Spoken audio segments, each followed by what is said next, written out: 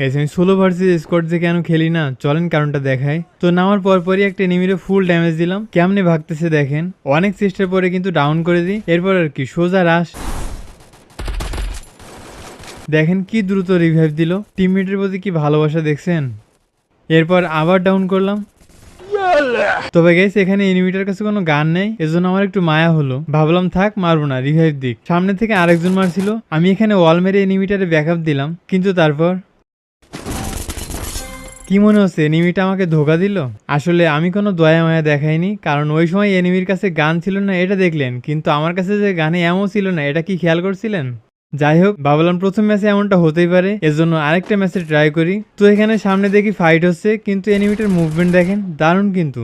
তো এরপর একটা শয়তানি বুদ্ধি মাথায় আসলো যে এখানে লুকাই থাকবো, এরপর হঠাৎ করে সারপ্রাইজ দেবো।